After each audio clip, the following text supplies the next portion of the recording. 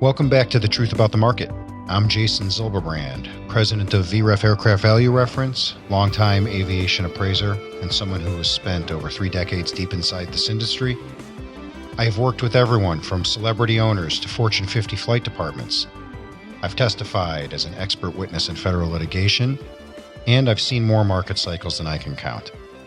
And this is episode 5, and today's topic is one of the biggest questions I get asked almost every single week. Can I afford that airplane? So today we're going to pull back the curtain on aircraft affordability. We're not just talking about asking prices. We're going to go deep into financing, loan-to-value ratios, down payments, amortization, net worth requirements, and then how to actually calculate whether or not you can afford an aircraft.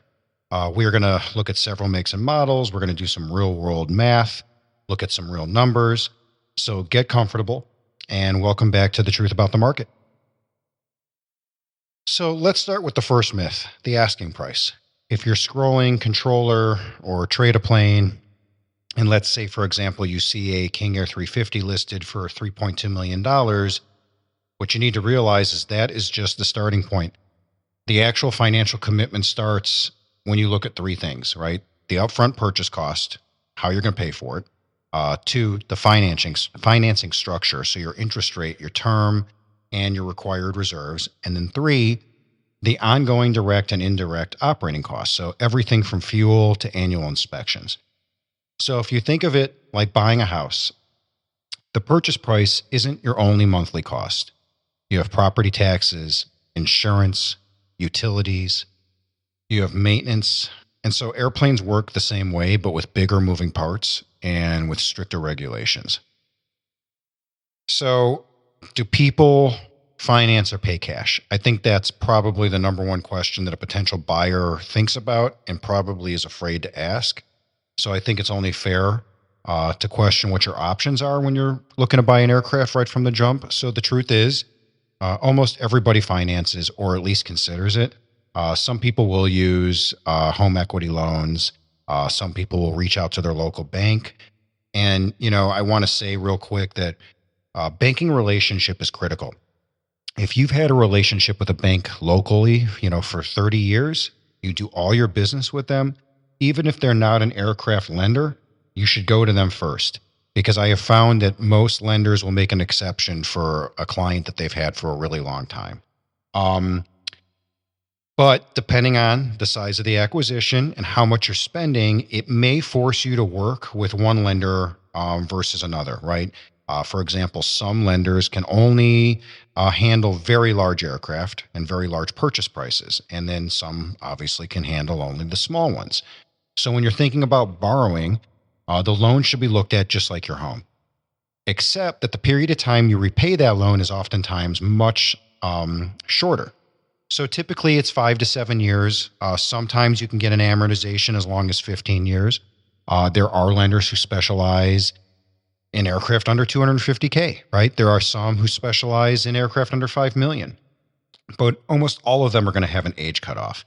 As a matter of fact, most lenders who are in that $5 million and over sandbox, they're going to stick to 20 years or younger aircraft because it typically it gets very risky when you start financing on older aircraft whose functional life left may not be as long as the term that it's being financed under. So that usually leads to another question, well, who do I go to finance an old airplane? Well, there's people who specialize in that as well. So each bracket has parameters, right? So each bracket of purchase price is going to have parameters for both loan to value and interest rates, and then also for things like down payments and requirements for liquidity and your credit score. Unlike a car loan, aircraft financing should be looked at more like a commercial loan. And so here's how it typically breaks down. You've got your down payment, which is based on loan to value or LTV. Lenders will usually finance between 70 and 85% of that purchase price. So that means you'll need a 15 to 30% down payment. In other words, that's $300K for $1 million aircraft. But that's just the start, right? So you have the term length or your amortization. As I said, most loans are between 5 and 15 years. 10 is really common. especially for things like turboprops and light jets. Balloon payments are also really common. Interest rates. So in early 25, probably till right about, 60 days ago, interest rates were hovering right around that 6.5 to 8.5%. Things have dropped a little bit. You're in the low sixes now. And that will be dictated by creditworthiness, your aircraft age, and the type of lender you're dealing with. Another thing to take into account is collateral. So the aircraft is the collateral, but it's secondary. It's second to your corporate balance sheet or your personal balance sheet. It's also secondary to your personal or corporate credit. And lenders are conservative about valuations. Most lenders will look to credit first and collateral second. And that opens up the door for something called collateral-based lending. And that's when a lender bases the loan almost entirely on the airplane's value, not on your credit, not on your balance sheet. It sounds simple, but there is an ugly side to it, and it can get real ugly. First, you're usually writing a much bigger check up front. Very few collateral-based loans are going to stick to the normal loan-to-value ratios. So you probably will put down more, maybe 35, maybe 50% of the loan. Your interest rate's going to be higher too because the lender's taking on more risk because of the aircraft value. And then you're also going to have a very conservative appraisal. And they'll usually want to do periodic reappraisals, and they'll usually charge you for those. Worse yet, many collateral-based lenders will do internal appraisals and not seek out a USPAP compliant report. And that can often lead to more compliance issues because the report standards that we use as a USPAP or Uniform Standards of Professional Appraisal Practice, that is the code of ethics. That's what we adhere to when lenders are financing with alternative methodology. They may not want to see what the real numbers are. Likewise, collateral lenders tend to impose much tighter rules anyway. So they're going to have restrictions on the age. They're certainly going to have restrictions on how you can use the airplane, as well as insurance requirements, maintenance requirements. Bottom line, if you miss a covenant, they're going to move quick, faster than a credit-based lender. They will move to repossess. They will demand a larger principal pay down, a value slide, and values do slide. If you buy an aircraft with a collateral-based loan and the market moves against you, you may have to make those curtailment payments. In other words, a collateral-based loan can work, but you're trading flexibility and lower costs for speed and convenience. It's, the plane is the deal mentality. You got to get it done now, and that's fine. But until something changes, you're typically the one holding the bag. Honestly, the only time I've seen any buyer do this is because they've typically exhausted all other avenues and they just don't have a choice. It could also be because an aircraft dealer, somebody who inventories their equipment, may not have room on their floor plan, which is how they use a credit facility from a bank to flip airplanes. They may take out a collateral-based loan because they don't plan on owning it very long. So let's take a look at some real examples. Let's take a look at some real math. And I've picked a couple aircraft that I think represent, nicely what goes on in the real world. So our first example is a Citation jet. It's a light jet. It's an entry-level aircraft. These planes typically have lower asking prices, but for this, I'm going to say $3.5 million just to keep things easy. For this type of a plane, you would be in that 75% LTV, or you would put down 25% of the purchase price. On a $3.5 million aircraft, that's $875,000 you're putting down. That leaves $2,625,000 left, which you will then amortize over a term of 15 years. And let's use an interest rate of 7.25%. That equals $23,800 a month, and that's just the debt service on the aircraft. Then, depending on whether or not you have programs and how you're dealing with the maintenance reserves, you also have to account for those. That can be an additional $10,000 to $15,000, if not more, per month. Then you have your typical net worth requirements. To go buy an aircraft like this, you really should have a net worth of 10, 15 million. And then liquidity requirements, we want to see at least 15% of the loan. And that's in liquid, right? So we want to see about $400,000 in the bank in cash, plus your reserves. Typical liquidity requirements for this airplane, these are the real world numbers. We've got 12 months of payments, and then that's about 160,000. Plus, on top of that, we have at least 10% of the loan amount in liquid assets, right? So that's the cash you're going to have in the bank. Let's look at the second aircraft, which is a Challenger 300. I think this is a great airplane. It's one of my favorite. It also is super popular. And so this really does represent what people are doing in the real world. Challenger 300, let's call it a $9 million airplane. You probably won't get 25% down on this aircraft. It'll probably be a 70% loan to value, which means you're going to put $2.7 million down in cash, and then you're going to finance the remaining $6.3 million, or the 70%. And then you're going to amortize that over a 10-year term with a 7.25% interest rate. So your monthly payment is $73,500, and that's just the debt service on the aircraft. Then we have to look at maintenance and program costs. That could be another $40,000, $50,000, $60,000 a month. And so typical net worth to buy an airplane like this, you're going to be in that $30 million range. We're going to want to see $1 million in cash or marketable securities. We're going to want to see at least 12 months of payments in cash. And this money should be segregated. I get this question a lot. What do I do with my reserves? You go to the bank, you open up another account. If you bought the plane in an LLC or some sort of entity, get the account and your checking account and everything in the right entity name. But then start accruing that money in a segregated account so that you don't use it. And that's the trick. You want to accrue it and not use it. And so if you lump it in with your general checking or savings account, you're probably going to dip into these funds. And it really should be there to pay for these events as they come due. That's the whole point of doing this. And it makes banks really comfortable. So if you're borderline getting approved, this may be a trick you can use to entice them to do the loan. Tell the bank you'll escrow funds and you'll keep them in their bank in a segregated account for reserves.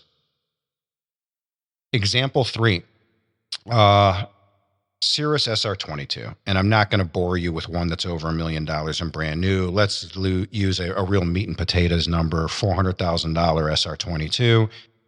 This aircraft actually is a very solid plane for the finance markets. Everybody finances them. Everybody's terms are very similar. It really comes down to who you want to work with. If you have good credit, you're going to be in that 80% loan to value. So you're going to put 80% or $80,000 down, 20%. The amortization rate will probably be a little bit lower. So let's use 8 years. And then let's use an interest rate of 7.5%. So you're looking at roughly $4,400 a month for the airplane. And then another 15% for annual operating costs of that. And then on top of that, you should have a net worth requirement of at least $1 million, $1.5 million. And then typical liquidity requirement, obviously another 12 months of payments. And then you'll want all that cash available at closing. Now, all these numbers are great, and they all make a lot of sense. But here's what these numbers don't reflect. They don't reflect what you already own. They don't reflect what you're already carrying in terms of a debt to income ratio. And I think that is a very critical conversation you have to have with yourself. If you make a good living and you don't have any toys, right? And you're not living with 2 houses and boats and other stuff, and this is going to be the only real toy you buy, or really for the business, this is the only main or major splurge for the business, that's one thing. These numbers hold up. If you are adding to your stable, if you're a high net worth individual and the Cirrus SR22 is on top of the boat, on top of the summer house, on top of the 3 cars, your debt to income ratio obviously is going to be much different. So all of these numbers are going to change. But for the most part, if this is your first aircraft, or, if you live below your means and your debt to income ratio is very low, then these numbers are going to hold up. But I have to say that because I think a lot of people, they take a generalized statement and they run with it. And I don't want to be responsible for people getting into trouble financially if they're carrying a lot of debt already before thinking about buying an airplane. So the general rule of thumb, every $1,000,000 you finance at 7% over 15 years is a $10,000 a month payment. And then you got to add your reserves and your liquidity requirements on top of that.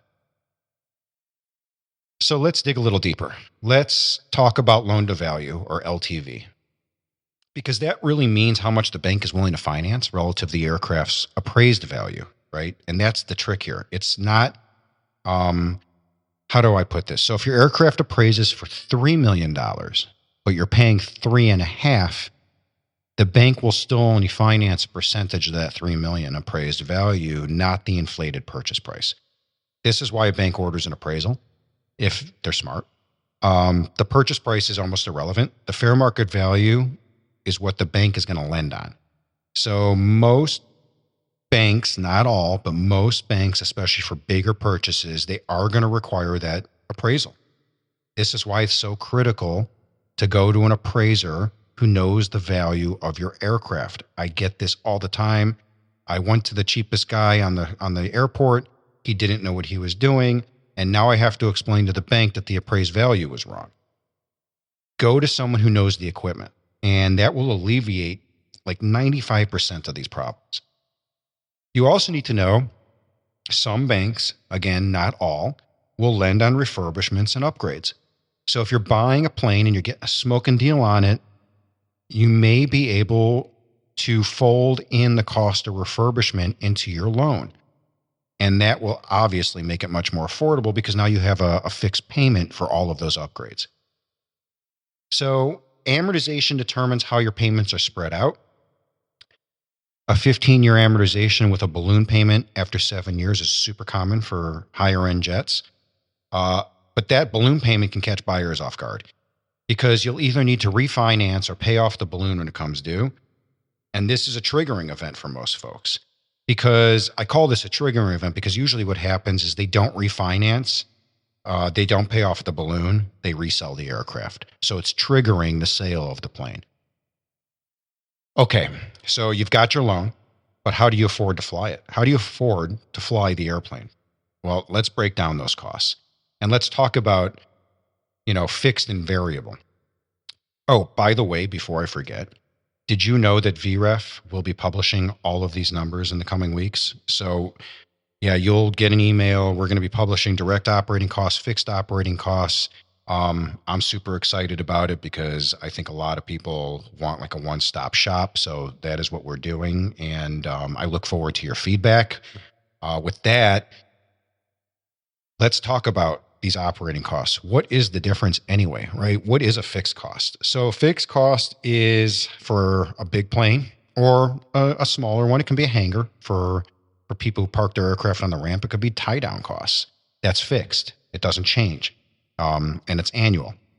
Your insurance is a fixed cost. Your maintenance is fixed costs, crew salaries. Where the variable costs come in, which I think is much more complicated, especially that first 6 months of aircraft ownership, which we call like the honeymoon period, are the variable costs, because that's based on the flight hour. The more you use the plane, the more those costs go up. The quicker you eat up the utilization or the period between maintenance intervals. So you'll have fuel. You're going to have engine reserves, maintenance reserves, landing fees, right? All of that stuff is in a variable cost. So let's look at a couple examples. Let's look at a Baron 58, right? You're flying it a couple hundred hours a year.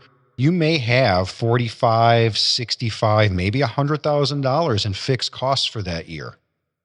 But the variable costs, the fuel, right, and how often you're going through maintenance, that could well be the same. I mean, you could be dealing with easily another $100,000 worth of fuel and maintenance costs. So your total for the year to fly that aircraft is $200,000 for the operating cost plus your loan payment, right? And let's say the loan payment is $7,000 a month. So that's another $83,000, $84,000 a year. So now you're at almost $300,000 a year to fly that Baron. Citation jet. Let's say you're flying at 300 hours a year. And real quick, I know this gets said a lot, but there's some reason behind it. So if your utilization is not around 150 hours a year. There are alternatives to outright ownership. They may make more financial sense. Chartering is certainly one of them. Fractional ownership is another. But there's a reason why we want to see the aircraft utilized. And some of that has to do with the minimums that are required by the maintenance programs, right? So they're going to charge you whether or not you fly. So if you don't use it, that's going to happen anyway. And I think that that's really important to keep in mind because, if you're not utilizing the aircraft, then you're basically paying for a lot of this stuff for the aircraft to sit. But I digress. Let's get back to the citation jet. So you're flying 300 hours a year.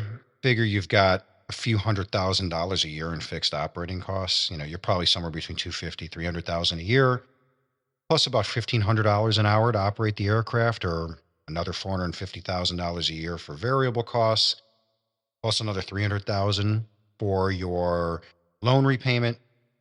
So your combined annual maintenance or annual budget for a citation jet could be $1 million. And so for an airplane that may be worth two, maybe worth three, that's why these numbers are so important. Something else that I think really surprises people that is of equal importance is modernization. And, modernizing avionics, modernizing interiors, it can be super expensive. An integrated new panel for a business jet can be $750,000. A piston aircraft, a Garmin panel can be $100,000, if not more. So you want to build an upgrade cushion into your budget, because if you're buying a smoking deal, you're buying it because you know that these things are coming due, right? Whereas if you're buying an aircraft that already has this stuff done, then you're probably paying a premium for the plane, because the meat and potatoes of these markets, they tend to throw out the high end and the low end, because it is statistics 101. So if you're buying that smoking deal, assume in the first 18 months, you're going to put 20% of the purchase price right back into the aircraft. It may be upgrades, it may be maintenance, but it's going to happen. So how do I counsel my clients? What do I do when someone comes to me that's never owned an airplane and asks these questions? Well, I use a 3-step process. It's something that you can absolutely mimic and use. Step 1, upfront cash, down payment, pre-buy inspection, initial upgrades, plus escrow fees, legal fees, accounting fees, report fees, right? You have to pull a chain of title. You're going to have to pull a lien search. You're going to have to order an appraisal, right? So all of these are the fees just up front. Then the second batch of fees is your annual operating budget. This is your fixed and your variable costs. And then, like I said, tack on 15% for contingencies. And then the third step is your exit strategy. And you're sitting there going, why am I thinking about selling an airplane that I haven't even purchased yet? Well, you have to understand the aircraft's future value, because if you're financing 75% today, but the aircraft depreciates faster than you can pay it off, you're going to be upside down when it's time to resell or refinance. That's why you need to have an exit plan. And typically in today's market, that can be 3 years, 5 years, 7 years, but certainly right around that time frame. That's the typical ownership. So quick rule of thumb, if the annual carrying cost is more than 15% of your annual income or your business cash flow, then you need to think twice, because aircraft are tools, they're time machines. I've heard them referred to as magic carpets, but they are not assets that typically appreciate. So can I afford this airplane? Let's say you're looking at an XLS. Citation XLS will trade for about $4 million. Again, I want to give you some examples here so that you can really understand what goes into owning an airplane. You've got a $4 million purchase. You're going to have to put $800,000 down, and then you're going to need $3.2 million to pay off the balance of that loan, right? And if you get a 7% note at a 15-year AM, it's a $29,000, $30,000 a month payment. Then you're looking at another $300,000 a year for your hangar, your insurance, your crew, your training. Then you're probably looking at another $500,000 a year for fuel and your variable costs. and your annual debt service of about $350,000 a year. So your budget can be a million two, or 80 to 100,000 a month. That's a real number. That's the number you should be looking at, not the purchase price.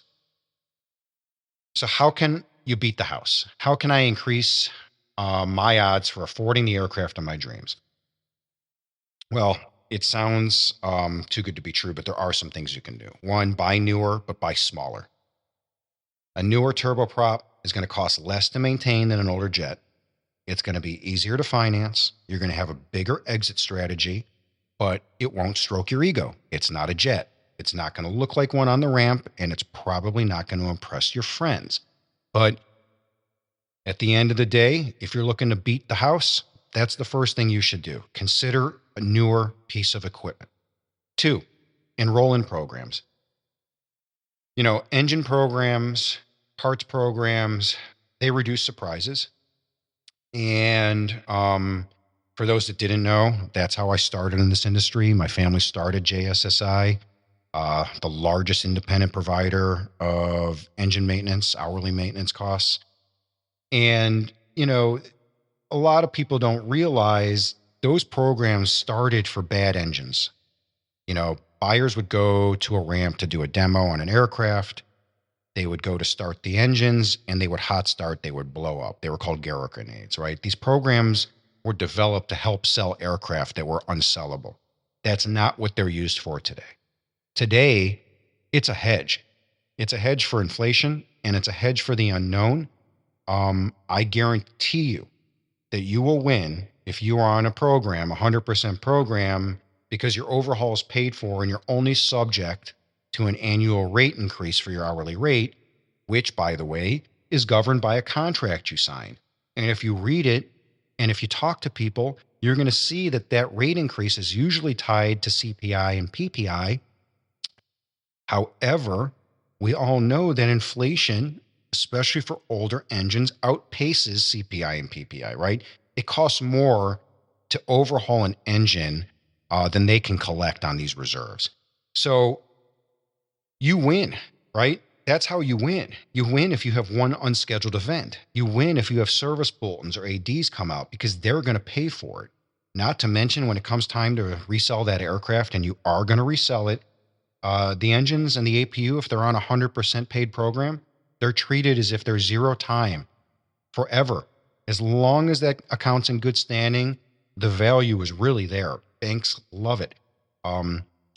Banks know that if there's a default, they can get those funds to absorb the costs of the maintenance, right? So it really is a wonderful situation for lenders. But you got to keep in mind, we're talking about 100% paid programs. We're not talking about deferrals. We're not talking about pro ratas. A pro rata program means that the event itself is going to have a limit of coverage. And then each component, each life limited component that has a certain amount of cycles that can be used, that will also have its own schedule for replacement. The dark side, the reason why you want to be really careful, is because sometimes there may be cycles left on those components, but not enough to get to the next event. So they have to come out. Pro ratas do not magically appear. They're created because at the time of enrollment, whoever is enrolling the aircraft did not want to pay a buy-in, or it wasn't enrolled as a new airplane. That's how pro ratas show up. They show up because the previous owner has kicked the can. Be careful. Don't pay for someone else's utilization. 3, how can you beat the house? Shared ownership. Fractional partnerships. It shares or it splits the cost. It makes it more affordable to fly the aircraft. However, it is a marriage if you're doing a partnership. And you have to really have a good working relationship with the people that you're going to engage with in a partnership for an aircraft. Which, because by the way, I'm going to tell you right now, a lot of my cases for litigation do involve partnerships that are dissolving. There's a lot of fighting that goes on about money. So if you're going to do it, you want to make sure there's a bookkeeper. You want to make sure all of those line items are accounted for and no surprises. And then the last thing you want to do is you want to plan for depreciation. Aircraft lose value. You got to factor it in. So that wraps up episode 5 of the VREF podcast. Can I afford this airplane? We covered financing. We covered loan to value ratios. We covered amortization. We talked about what it really costs to own an aircraft. If you're thinking about buying an airplane and want a valuation or operating cost estimate, reach out to us at vref.com. And don't forget to subscribe so you never miss an episode. This is Jason Zilberbrand, and this is the truth about the market.